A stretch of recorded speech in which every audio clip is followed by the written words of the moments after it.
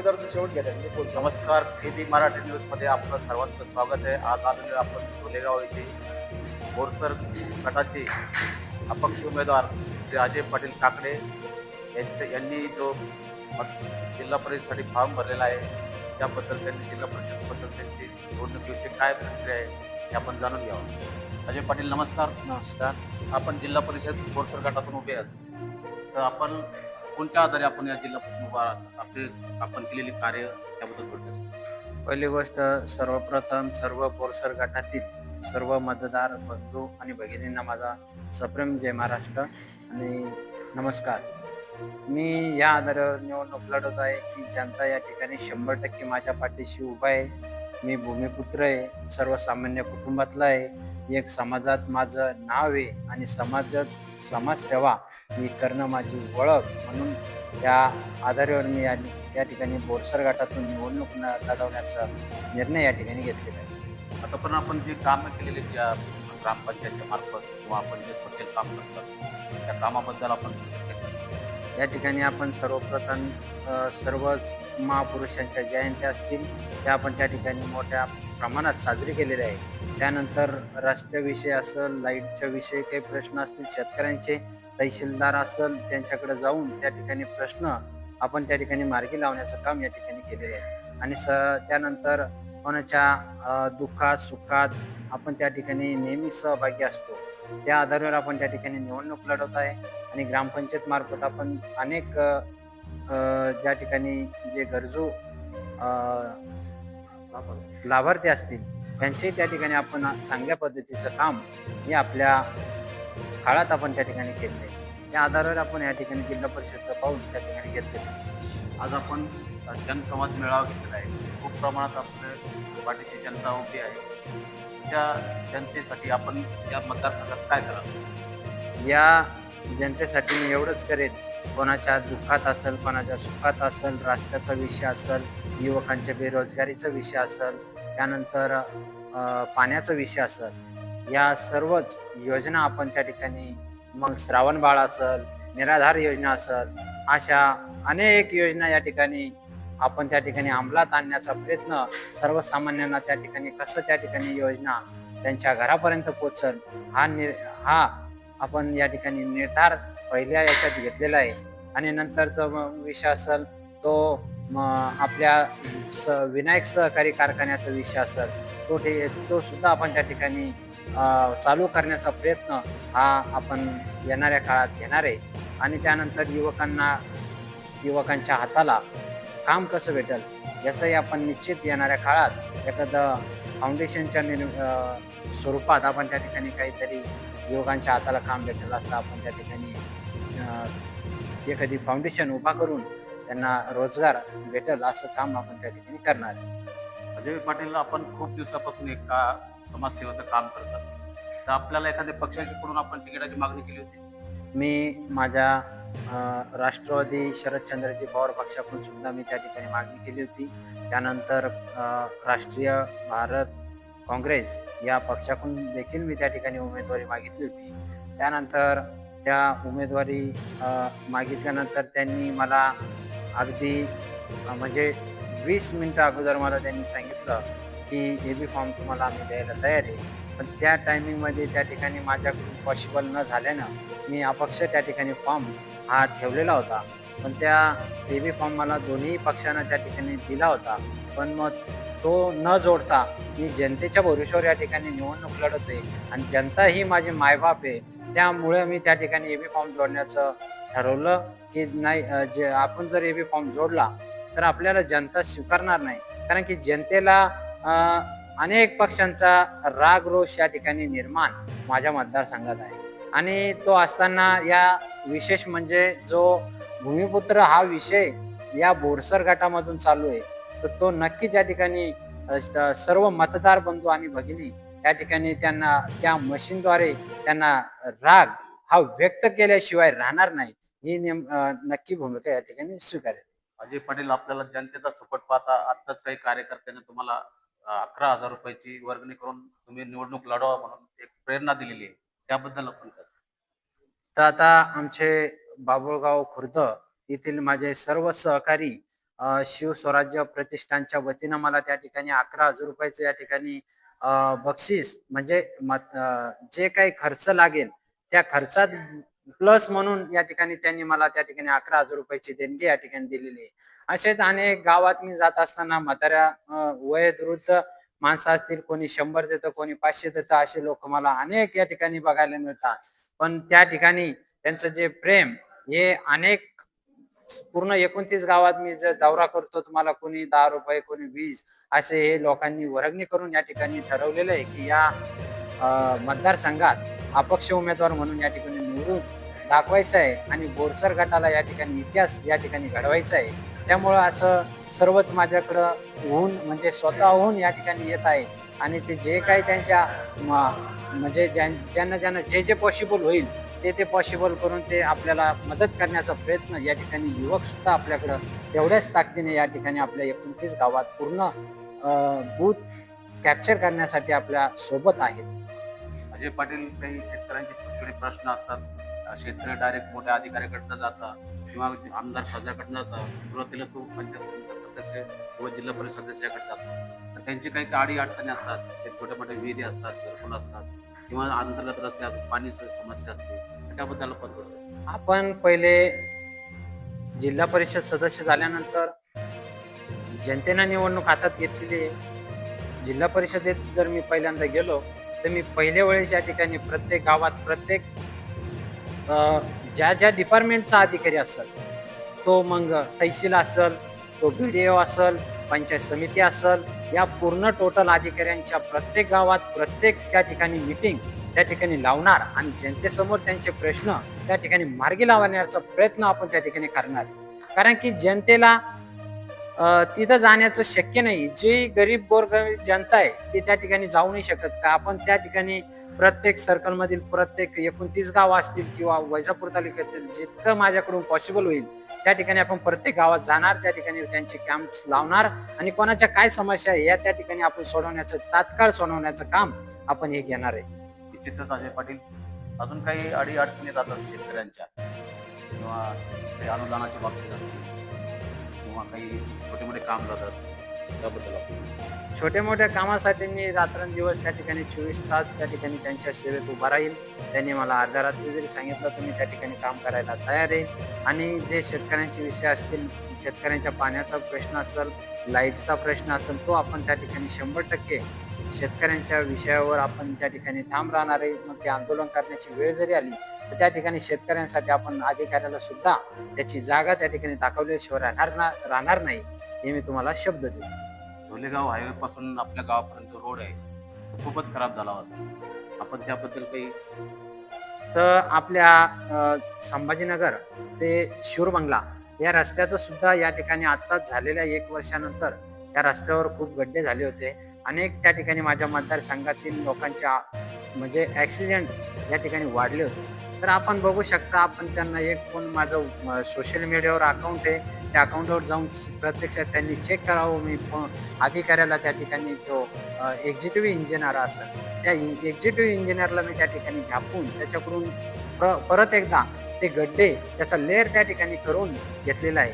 आणि त्यानंतर त्यांनी लगेच माझ्या फोनची दखल घेऊन त्या ठिकाणी रस्त्याचं काम सुद्धा त्या ठिकाणी मार्गी लावलं. निश्चितच अजय पाटील, आपण बोरसर गटात उभे आहात, तर बोरसर गटातील काही मतदारांना आपण काही विनंती करा. मी बोरसर गटातील सर्व मतदार राजांना एकच विनंती करेल की भूमिपुत्राला न्याय द्या आणि येणाऱ्या काळात त्यांना प्रस्थापितांना त्यांची जागा त्या ठिकाणी दाखवण्याची वेळ आलेली आहे. आता तर तुम्ही जर निवडणूक तुमच्या हातात घेतली नाही तर यदाचित आयुष्यभर या ठिकाणी आपल्या बोरसर गटात हीच त्या ठिकाणी परंपरा चालू राहील. मग तो बाहेरचे उमेदवार कोणत्याही गटातून येईल, आपल्या सर्कलला उभा राहील, निवडून आल्यानंतर बाहेर परत जाईल, त्याच्या सर्कलचा विकास करेल. मी सर्व मतदार बंधू आणि भगिनींना एकच विनंती करेल, येणाऱ्या काळात मला निवडणुकीमध्ये भरघोस मताने त्या ठिकाणी विजय करा. नक्कीच मी निवडून आल्यानंतर तुमचा या ठिकाणी जो काही प्रश्न असेल तो मार्गी लावण्याचं काम या ठिकाणी मी करेल, असं मी या मतदार राजांना विनंती करतो. धन्यवाद अजय पाटील. आपल्यासोबत काही कार्यकर्ते उत्सुक अजय पाटील समर्थक आहेत, जाणून घ्यावं त्यांच्याविषयी. काय सांगाल अजय पाटील आज उभे मतदारसंघामध्ये? या ठिकाणी 29 गावाचा दौरा करून त्यांनी लोकांना विचारूनच या ठिकाणी उमेदवारी अर्ज दाखल केला होता. आणि आज जनसंवाद मेळाव्याच्या माध्यमातून 29 गावातील जे युवक मित्र असतील, ज्येष्ठ मंडळी असेल, यांना या ठिकाणी निमंत्रित करून एक त्यांच्यासोबत संवाद साधला. या ठिकाणी 500 ते 600 लोक या ठिकाणी आले होते. सर्वांनी आपल्या प्रतिक्रिया व्यक्त केल्या. या ठिकाणी आपण बघत असाल की मागील अनेक वर्षापासून मागील अनेक निवडणुकात बाहेरचा उमेदवार या ठिकाणी निवडून येतो. यावेळेस स्थानिकचा मुद्दा खूप गाजलेला होता. आपण सोशल मीडियावर बघितलं असेल, सर्वांचं म्हणणं होतं कोणी असावा, कुठल्याही पक्षाचा चालतो, पण तो स्थानिक असावा, भूमिपुत्र असावा. आणि मग भूमिपुत्राला दोन्ही पक्षांनी नाकारलेलं आहे. आणि मग लोकांनी ठरवलं की भूमिपुत्र जर निवडून द्यायचा, तो अपक्ष जरी असला तर तो आमचा हक्काचा असेल, तो आमचा कुटुंबातला असेल. तर म्हणून अजय पाटलांनी त्यांच्यासोबत संवाद साधून आज संध्याकाळी परत एकदा बैठक होईल आणि आमचा जो काही निर्णय तो उद्यापासून सर्वांना दिसेलच. परंतु आम्ही निश्चित एक सांगतो, आम्ही जर निवडणुकीत लढलो तरी आमची अखंड सेवा या सर्कलसाठी सुरू राहील.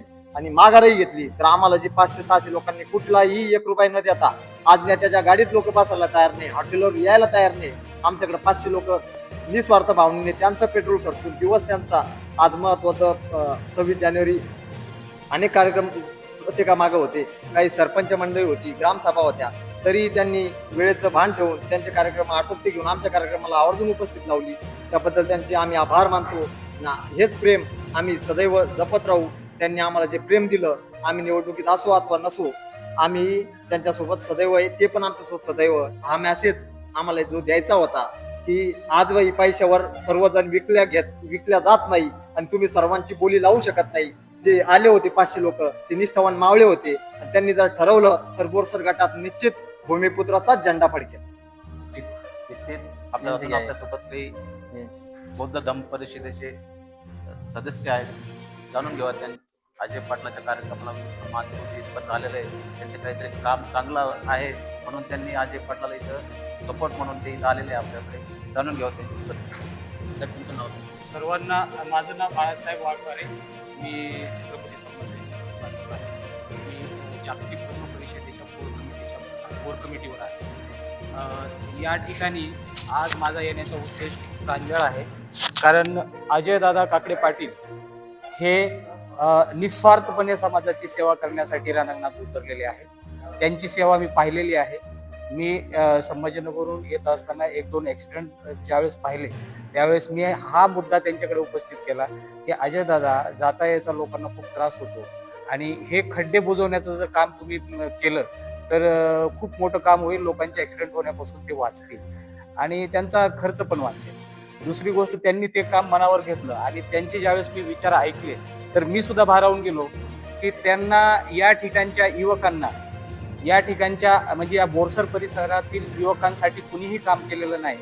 तर त्यांना अशी इच्छा आहे की एखादं कॉर्पोरेट उभं करून सर्व युवकांना काम मिळेल, त्यांच्या हाताला काम मिळालं तर त्यांना पैसा मिळेल आणि पैसा मिळाला तर ते त्यांच्या मुलाला चांगल्या प्रतीचं शिक्षण देऊ शकतील, असे त्यांचे स्वप्न आहे.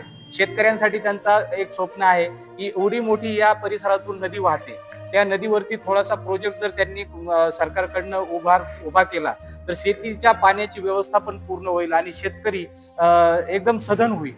दुसरी गोष्ट, त्यांनी गरिबांसाठी जे रमाई आवास योजना आहे किंवा बऱ्याचशा गव्हर्नमेंटच्या जी जिल्हा परिषद अंतर्गत सुविधा आहेत त्या सुविधा या ठिकाणी राबवण्याचा संकल्प मनात केलेला आहे. याचा अर्थ की हा युवक आहे धडाडीनं काम करणारा आणि समाजाला, देशाला आणि सर्वांना पुढे घेऊन चालणारा युवक आहे. त्यामुळे या परिसरात मी भारावून गेलो आणि त्या माणसांनी या परिसरात उभं राहून देश कार्य करावं, एवढी माझी एक त्यांना विनंती आहे. कुठल्याही पद्धतीचा मनात हे न बाळगता, काकू न बाळगता ते 100% निवडून येतील, हे याची आम्हाला गॅरंटी आहे. निश्चित आज आपल्यासोबत जे सर्व समाजातील जनतेचा अजय पाटलांना पाठिंबा आहे व त्यांच्या कार्याविषयी ते निवडून येतील असं त्यांना निश्चय त्यांनी व्यक्त केलेला आहे व जनतेने त्यांना पाठिंबा दिला. यांनी 11,000ची युवकांनी देणगी गोळा करून अजय काकडे पाटील यांना सुपूर्द करत आहेत. सर्वांना मानाचा मुलगा, जय शिवराय. शिवराज प्रतिष्ठान, तुम्ही खूप चांगलं काम केलेलं आहे अशी आठवण देतो. मी एक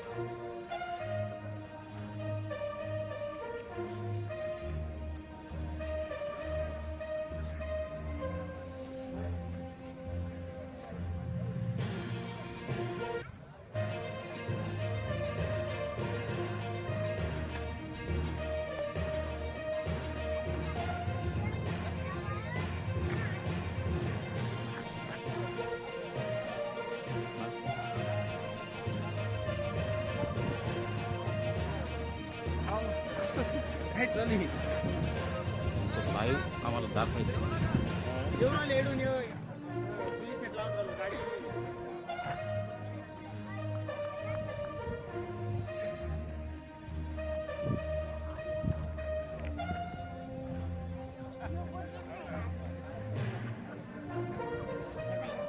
I can't like that basically.